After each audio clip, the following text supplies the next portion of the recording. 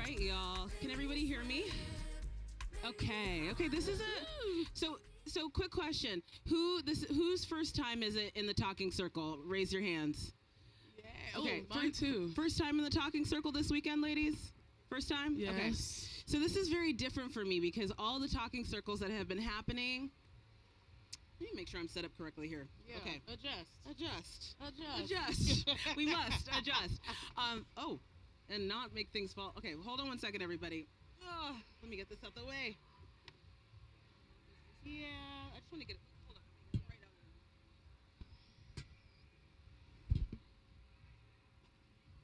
out. Okay, y'all. She's stage managing. She's hosting. She's speaking. But this conversation is different for me in the circle because I actually am going to be in conversation because because I have been holding space for conversation this weekend. But just to give you a little rundown of like where we are, what's happening. So you are in the Unbothered Talking Circle. Okay. Unbothered is a sister brand to Essence. We're a part of Refinery 29. And we exist to help Black women feel seen, feel heard, feel celebrated. And my name is Erica Chitty. I am now the Senior Vice President of Brand and Editorial Content for Unbothered.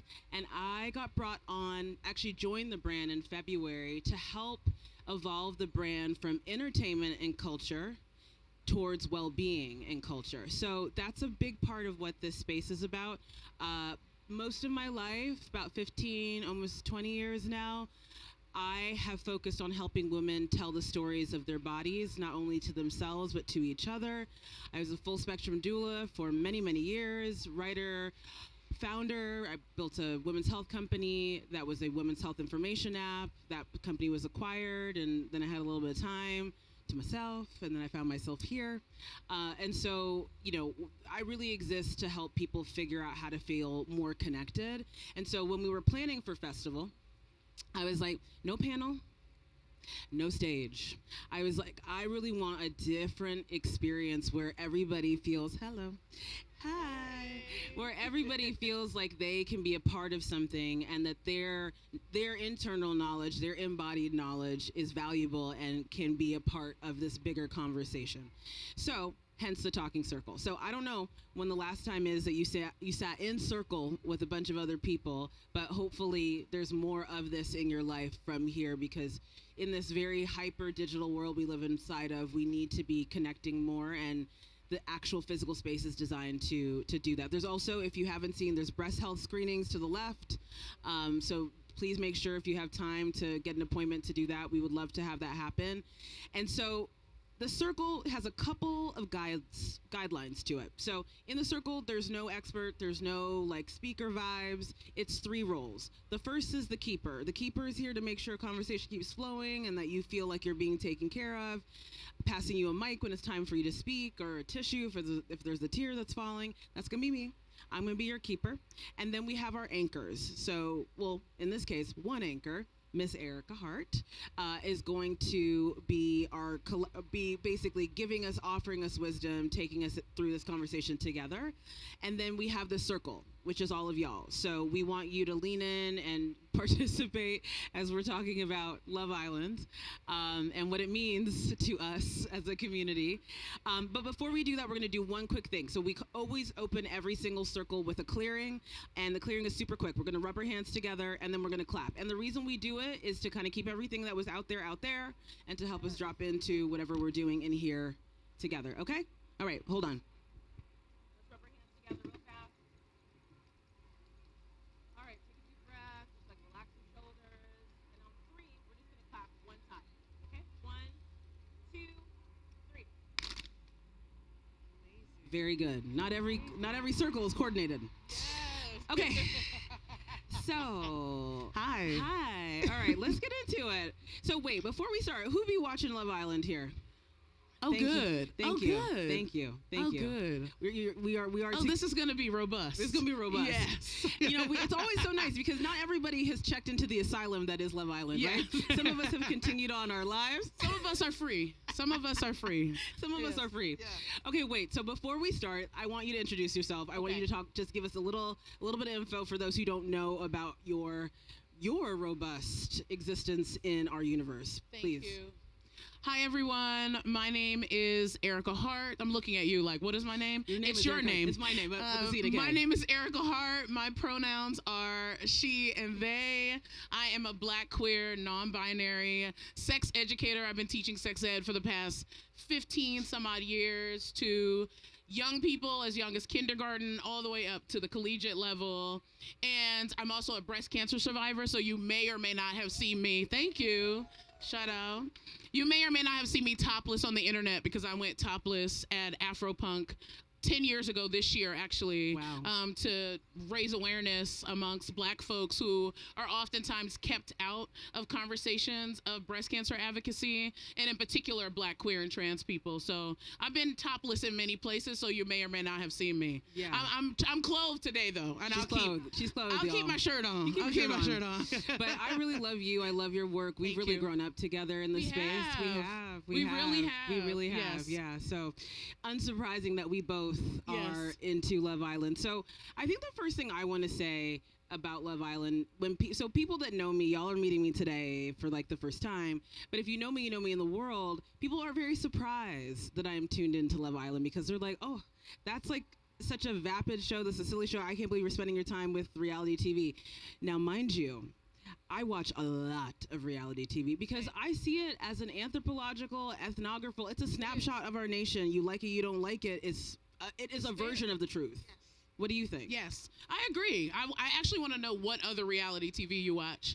You might as well just reveal it. Ma'am. Because some people didn't raise their hands for Love Island, but some people watch other stuff. Ma'am, I don't know if you want to know where I really be spending my time. Yeah, I want to know.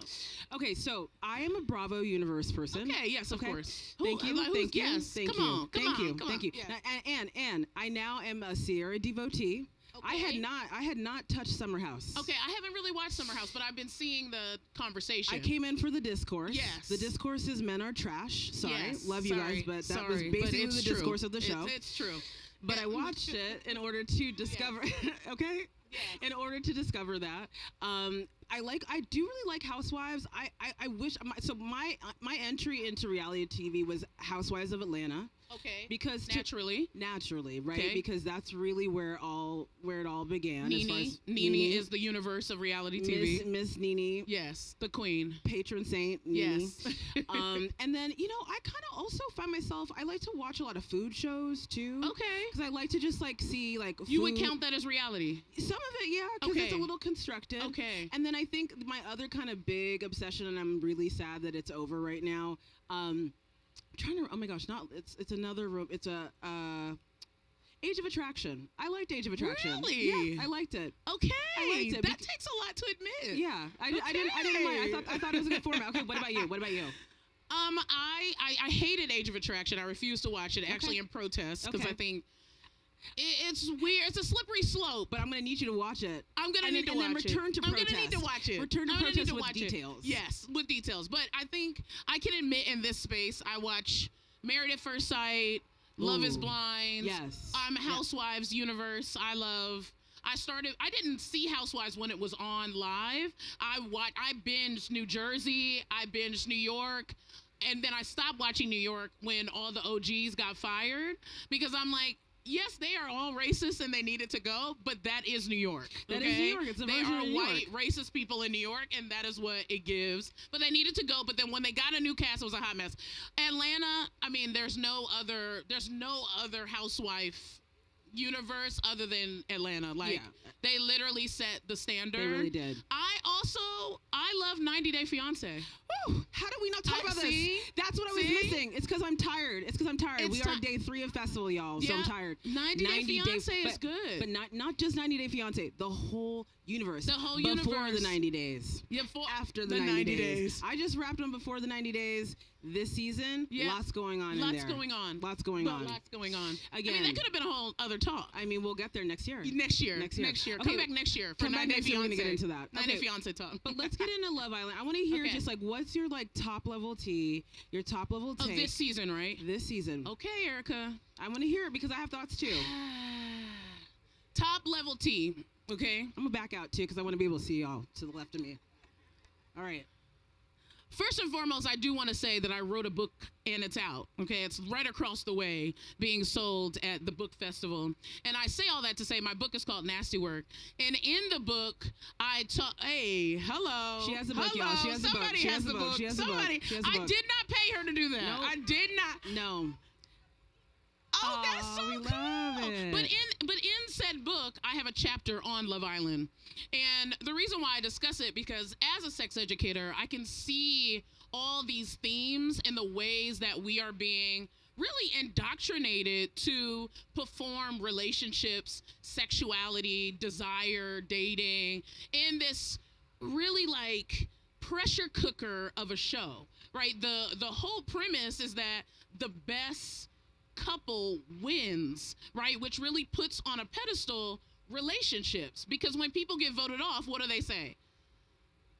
You are single and vulnerable, and right? So that language of you are single and vulnerable, and there's something wrong with that, and now you have to go, right? And some of the best relationships that we see actually form on the show are relationships between friends, right? People that are becoming friends. Those are the most compatible even relationships. So much of this is very much forced inside of cisgender heterosexuality as well, because there's not many fat folks on the show. This year they had probably one of the first visibly disabled people. There's barely been any fat people. I mean, somebody was like maybe a size 12 in a past season. Right? So they're really trying to tell us that the people who deserve relationships are thin, they're cisgender, they're heterosexual. They don't talk about anything but babies and marriage, right? You don't hear them talking about politics on the show. They don't talk about really even their family dynamic, nothing, right? It's very basic, and how can I win this relationship? Which then is a promise of $100,000. So then you have the capitalism aspect too that says, well, because you are donned as a relationship, you also deserve money. But none of the people who come on the show who are single and vulnerable, single folks don't deserve nothing. You don't deserve anything. But it's just the couples, right? So what is the messaging that we're getting from that? You asked me what I think about this season. Yes. Okay. That's my spiel for the show at large, okay? Mm-hmm. One of the biggest things that come out of Love Island is colorism and anti-blackness. Typically, and y'all know, yes, I hate to clap for that, but it's true.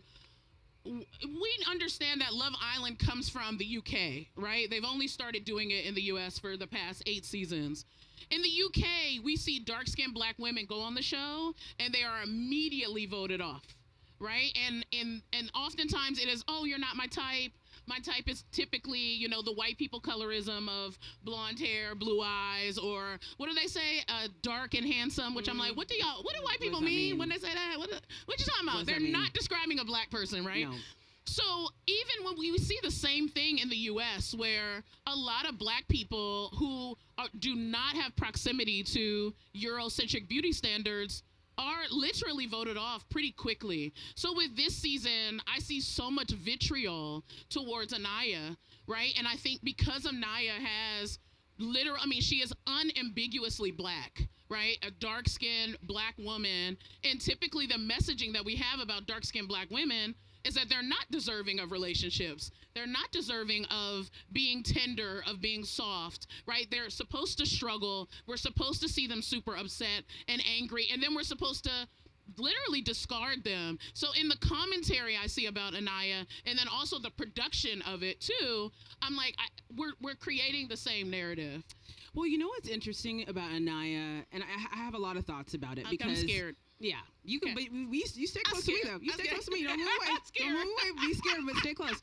So my thing about Anaya is multi-layered. So because I have some compassion for Casey, because day one, night one, Mr. I Love Plants opens that door. Yep. Nobody there. Okay. Yep. Now, a couple weeks later, when he was talking about not why he chose TT, right? Because it's not connected to that. But when he talked about TT, he talked about that first night and he was like, when I opened that door, nobody was there. You feel me? He said that. Yeah. And I remember Ariana's eyes, at least the edit, she was like, she understood that. So the reality is, when we think about everything that you're saying is correct. Yeah. the colorism, the anti-blackness, etc. But she did not choose Casey that first night. She did not. And I think that kind of set up this arc where he was trying, they were as a couple trying to create something, but I don't ever think it was based in authenticity. I don't ever think that it was based on her being like, oh, this is my man. Actually, this is what I want, right? And the reality is for men, and I can't speak for men. I am not a man, and I actually do not want to speak for men. But what I will say is rejection, right? Rejection sensitivity, the kind of psychic architecture rejection sets up, I think fueled his trajectory for the rest of the show, right? And so what is stressful to me about Anaya is that was not her first choice. So especially what we don't see in the edit, she was not fully leaned in. Yeah.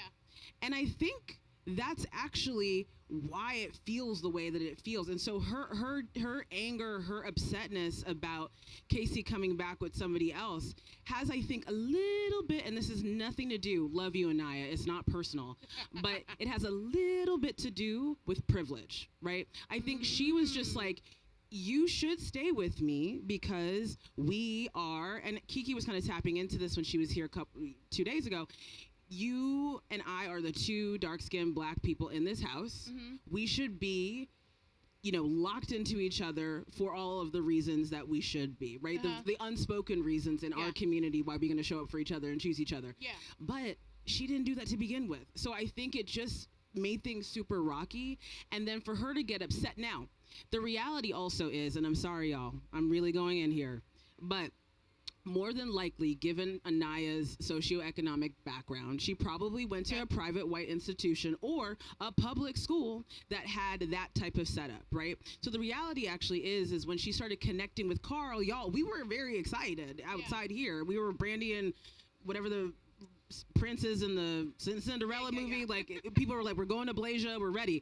But that had less to do with their ethnicities and their backgrounds, but actually about where they grew up and how they've lived, and that there's actually more of a match there. And I remember when Michelle was saying, oh, he's not even really about your life, like he doesn't even fit into your life. I took so many layers from that because what she was saying had more to do with the socioeconomic read than I don't know if his insides are really like matching into your life. So when Anaya was standing up and angry at Casey, I was like, this doesn't really match the setting. You were actually never fully locked into this, and this man felt that, and that's why he had to go choose himself. So that's how I feel about it. And it's no love lost on Anaya, but that's not who she was writing for real. And that needs to be felt. And that's, I think, what's been going on. I know how y'all feel, but that's the tea. Completely disagree. Woo! Let's go! I want to hear it.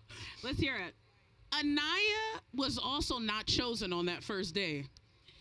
And what I will say, I know Anaya stood behind Sincere's door, right? It was Sincere that she stood till she wanted to get to know more.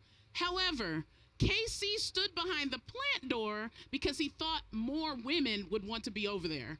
And I think that showed Casey's intentions on the show. Is like, how can I get a woman and avoid rejection if I don't just show up as my true, authentic self?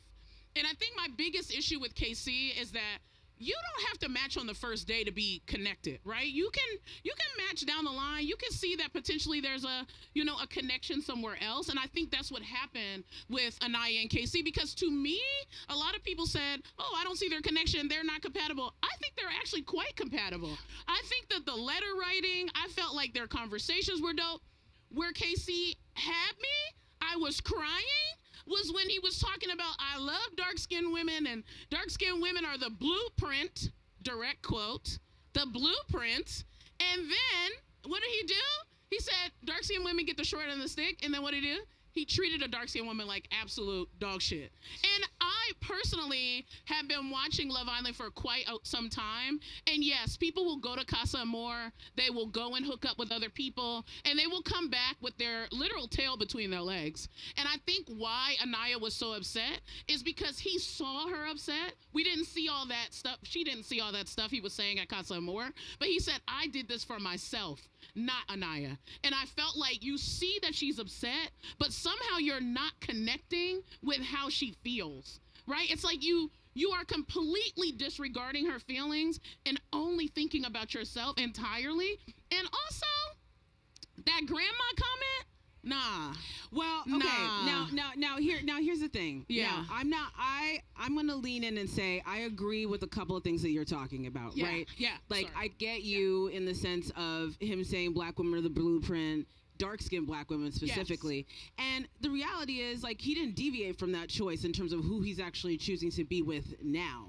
But Soul is no longer there. But he was interested. Yes, but he didn't do it. Like and let me tell you, there's a difference between being like, I'm kind of, and then not actually actioning it. And so I do think that is worth leaving on the table to say he didn't actually go. He didn't do anything. He could have pulled a Corbin and but was he not doing it because he wanted to stay safe and stay? Again, there's a money factor. You win the show. Was he not doing it because he could have lost a good connection?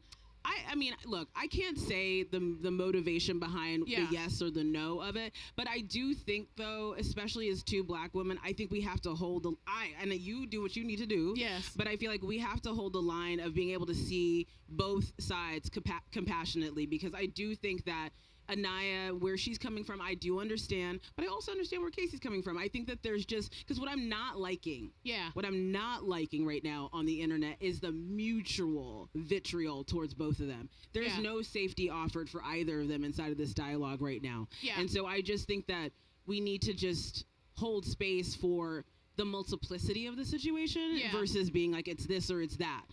However, I do think we should talk about Corbin. Even just for a minute. Even just for a hot Let's do second. it. What are your thoughts about ChatGPT?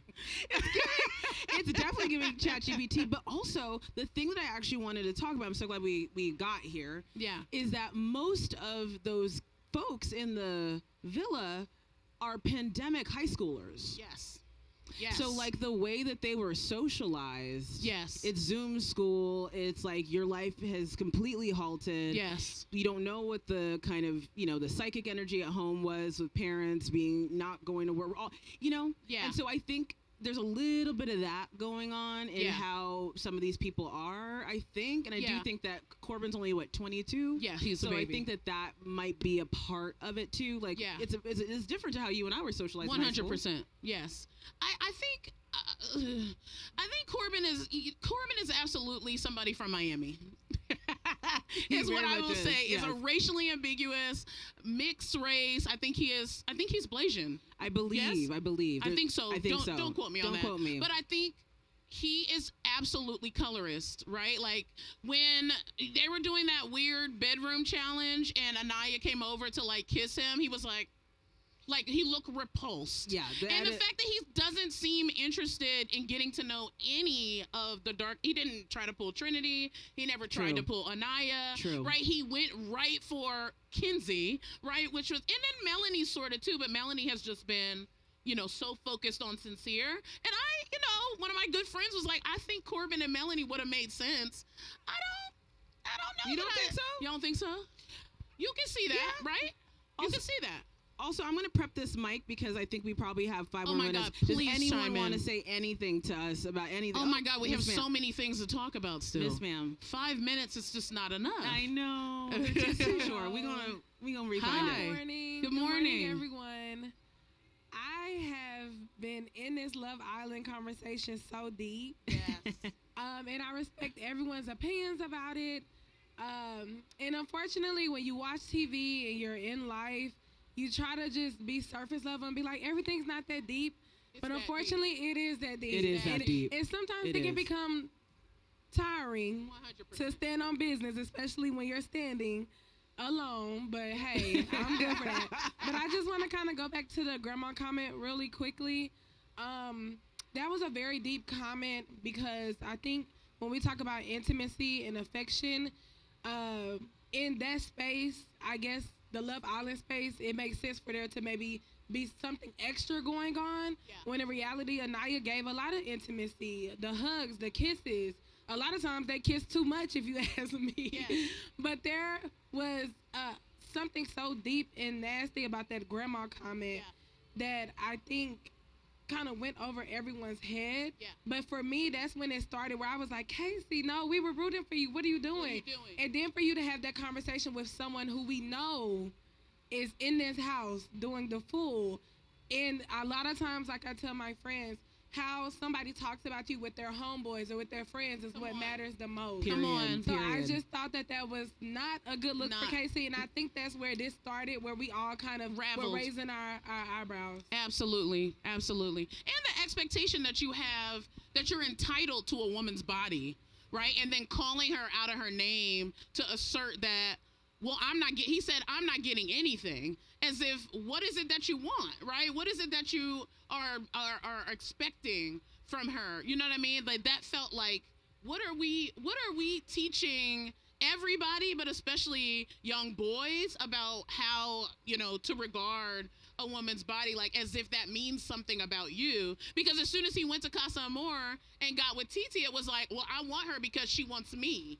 Right? Yeah. And it's like, is that all it is? Right? Is that all it's about? You know what I mean? Also, the thing that's so wild to me, too, about the grandma comment, because I'm with you. I feel you. I also was just like, firstly, it also just gave dumb to me. I was like, really, we doing this? Like, what is this? And then secondly, though, we had an amazing talk here in our talking circle yesterday with a sexologist talking about how women in their 60s plus are having some of the best sex of their lives. So this idea that grandma and being old means you no longer have it, there was just so many problems and so many stigmas that he was leaning into that also just made me give confusion to me too. Yeah. And I think that you're feeling this idea of that maybe it went over everyone's head or went over people's head, I think is also true, because it's just, there's so many layers. So I'm really glad that you brought that up, for sure. Yeah. All right, y'all, we probably have time for one more thought. Oh my gosh, and then we're gonna wrap. Hi, mine is actually a question for both of you. So I'm a person who doesn't watch Love Island, and hearing you talk about it, it seems really interesting, but as a Black woman, it also makes me sad. So I'm wondering why you still watch it. Well, it's a great question. You know what? I'm gonna let Erica go first, and I'll close this out. I will close this out. I started watching Love Island as a reprieve to turn my brain off. But then there was a season, I don't remember the season, but there was a woman who, whenever she talked to men, she would talk in like a baby talk. You know what I'm talking about? She'd be like, hi. And I'm like, wait, why is she doing that? Wait, what's happening? And then what are the connotations of that, right? Why is baby talk sexual? You know what I mean? And what have we, so much of desirability just straight up is rooted in pedophilia, right? And that being desirable, then my brain is on, and now I'm like, wait, what is Love Island trying to indoctrinate us into? What is the reality that they're trying to force? So I think that's why I watch it. It does actually make me sad, but I watch it because I want to call out what a massive production company is trying to convince us is normal, right? In an age where we're not seeing trans women on television being loved openly and out loud. Why aren't trans people on Love Island, right? Why aren't queer people on Love Island? You don't watch Love Island, but there's a big joke about two contestants right now, Bryce and Zach, thank you, where they're incredibly affectionate with each other, right? Almost like they're making homosexuality like a joke, right? And the fact that nobody else, none of the other couples are like, well, maybe y'all need to couple up, and production is not trying to do that. It also kind of makes a mockery of queerness. So I talk about it to truly over intellectualize, but I do have to take breaks from it, because as a fat queer person, my body is, I'm never gonna walk around anywhere with a bathing suit in high heels, okay? I don't care who desires even beyond the body girl, right? I'm not doing that either. The more I watch it, I have to watch myself, because I'm like, wait, should I wear high heels in a bathing suit? No. Should I say, do you want to have a chat? Should I pull you for a chat? Like pulling you for a chat now? Yes. Okay, so I am going to also have a very almost similar thing to say about this as Erica. So I'm going to tell you this.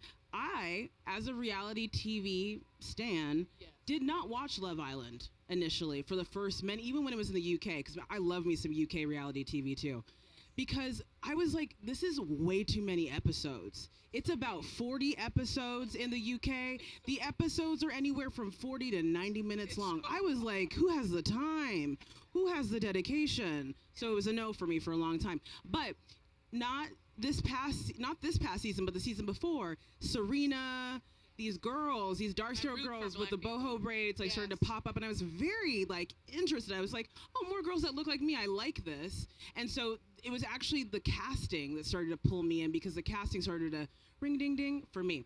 And then, you know, also even last season, when we think about Olandria Hive, please stand up, whether you've listened to, you're seeing her on the show or otherwise. I really love the narrative arc that dark-skinned women are having on the show by the end of it. Like right now, what we're seeing with Anaya is very challenging, but I love what I'm seeing with Trinity. I love what happened with Olandria last year, and it's like there's a platform that's starting to happen, and maybe production is making that happen or not. But I like to see where we are in that world, and that world is the world that everybody gets to see. And so that's kind of been my thing. I'm like, oh, the black girls are kind of taking over the show, actually. Whether it's for good or for bad, we are being more and more centered, and not in the traditional roles that we tend to be in. Like, there is desirability going on in the show for us. Yeah. In parallel. Yes. Right? In parallel. Yes. And now, like, what I love about the show, again, big Olandria fan, like, she is the moment. Like, doesn't really matter what you're doing. Like, she is unavoidable and should be, right? So, and I think dark-skinned girls now get to see someone like that and are like, oh, I want to be like her. I want to look like, I want to. So that's the thing that keeps me hooked in, right? Because there's other shows like Farmer Has a Wife. Not for me. What's that? Exactly. Like, there's a lot of shows that aren't centering us and aren't elevating us in the narrative. So that's my 2 cents. There is some joy there. There is some, like, there's places for us to rest and to find some happiness in the show. And then also, it's just like a sociological, anthropological experiment. And so it's a nice way to keep up with the friend that you haven't talked to in a long time. If you're like, will you watch this season? Because it's kept me threaded with people that I don't get to talk to enough. So we never talked about Melanie and Sincere. Oh, girl, we're going to have to offline. Yeah. We're going to have to offline. Offline. But offline. Thank you all for being here. Thank we really you appreciate for you coming and being with us in the circle. Okay, as always, we close the circle with another clearing. So y'all bring your hands together, please. I love it. Rub them together. Get that Love Island out. So we can watch our episode tonight. All right, 1,